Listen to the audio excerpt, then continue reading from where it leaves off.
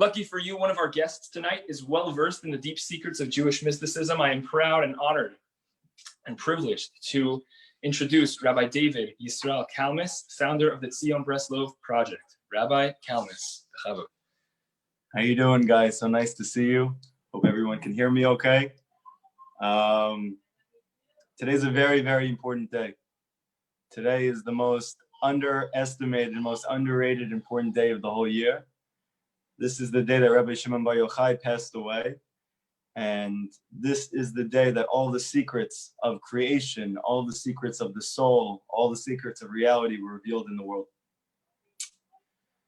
We know that 24,000 of Rabbi Akiva's students passed away leading up to this day, and they stopped on this day. What did Rabbi Akiva teach? To love your brother like yourself. This is the Klal Gadol. This is the great rule of the Torah. What does that mean?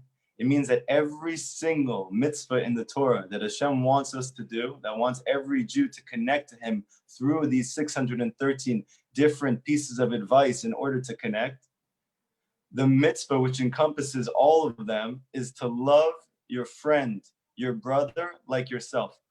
Now this is very, very beautiful, and this goes very counter to what we experience in society.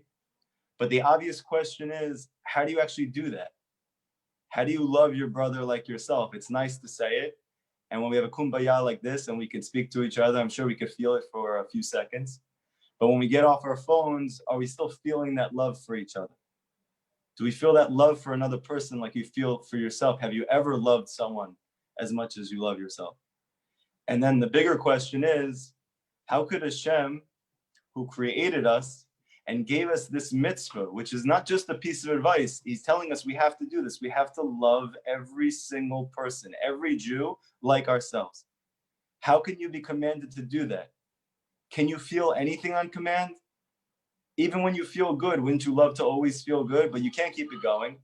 Sometimes you get sad, sometimes you get angry, sometimes you lose your state.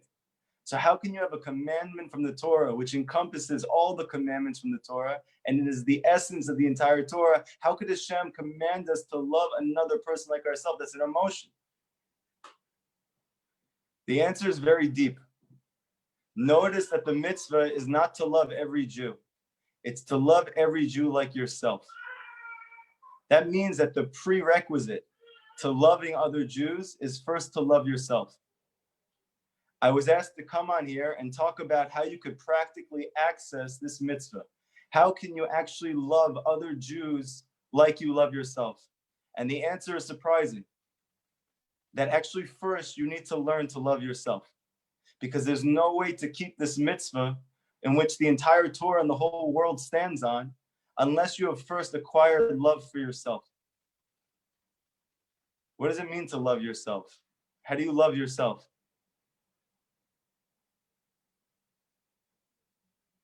To love yourself means to love the good that's inside of you. Many people, especially in our generation, don't understand that the negativities that we experience in our life, the difficulties we experience in our life, they are not us. We have those difficulties, but we are not those difficulties. Often, whenever we go through something in our life, we associate the negativity with ourselves. I'm a loser. It's my fault. I did this. Here we go again. Why? Because we associate the challenges with our own lackings. But the Torah teaches something amazing. That your negativities, that your difficulties and obstacles in your life, they are not you, not at all. They are not even close to you. They are something that you have to go through in order to reveal who you really are. That piece inside of you is only good. The Torah teaches, the Zohar teaches, which is the book that Rabbi Shimon Bar Yochai wrote, that every single Jew has a soul which is called the Nefesh Elokit. That is a piece of God. Doesn't mean that you have a soul that was created by Hashem. It means that you actually have a piece of God inside of you. That piece inside of you is who you are.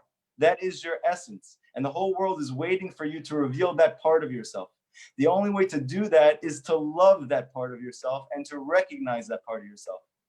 Rabbi Nachman of Breslov, who is a Hasidic master, who is a spiritual doctor, who is someone who they had in the New York newspaper recently, talking about the coronavirus and how do we get through it. And he says the whole world is a very narrow bridge. The main thing is not to be afraid. But he has an even more essential teaching that has to do with loving your brother like yourself. How do you do this? You must first have to love yourself. And how does Rabbi Nachman say you do that? You have to locate the Nakuda Tova within you. You have to find the good point inside of you. Because if you don't recognize the good point inside of you, you're never going to love yourself. And if you don't love yourself, you can't love your brothers like yourself. And whatever love you think you have for your brothers is vain. It's not real because it requires that you first love yourself. That means finding the good points inside of you and saying them out loud. A practical piece of advice. We all have an ability today to find that good more than any day during the year because we have an ability to love our brothers like ourselves more now than we can during the year. So my suggestion for everyone here, if you're brave enough, if you're willing enough to try something different, take 10 minutes today to yourself and say out loud the parts of yourself that you feel are good. And if you don't feel you have any good, look harder. Rabbi Nachman says the fact that you're Jewish is good enough for you to be happy about yourself your whole entire life. Growing up, I was an atheist. I grew up completely secular, and I didn't know anything about Israel. I went on Birthright for the first time, and I found out who I was. I got off the plane, and for the first time in my life, I felt like I was home, even though I'd never been there. Because the land of Israel has a special ability to help you see the true good inside of you, and therefore love your brothers like yourself. And the land of Israel is not just a physical place. It's also a state of mind. When I see the good in myself and the good in everyone around me, that's called being in the land of Israel. That's called going on Birthright. However, when I don't see the good in myself and therefore I don't get to see the good in anyone else, that's called being outside of the land of Israel. This beautiful company is trying to get you to the land of Israel. Understand this is much deeper than a physical trip. You're going home. Home doesn't just mean a physical place. Home means the place you've been yearning to go to your whole entire life. My whole life, I felt like an outcast. I felt like a stranger. I felt different. I went through many depressive episodes because I didn't love myself.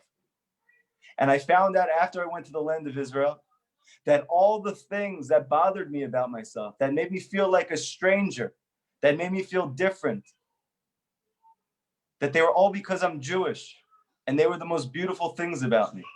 The fact that I love with no end, the fact that I wanted unity in the world, the fact that I wanted peace in the world, and even though I didn't see anybody who cared about these things, the reason is because I'm Jewish. And in the soul of every single Jew, there is this desire for these things, and it's the best part about you. It's the peace of God that's inside of you. Today, we have an ability to connect to the good inside of you, and through this to love every single Jew. And by the way, this is what heals the whole world. So therefore, if you want to heal the world, you have to first heal yourself. And the key to healing is love. Find the good points inside of you. Take 10 minutes today and just say it out loud. And if you feel you don't have any good points, know that you're Jewish. And even though you may not appreciate how good that is, believe me when I tell you that you are a living miracle. That for thousands of years, we have been the smallest nation in existence, with no physical power, with no tools to sustain. And all of these nations have come to conquer the world, and they all have disappeared. They were much stronger than us. They were much bigger than us. They were much more capable than us. And we have outlasted all of it.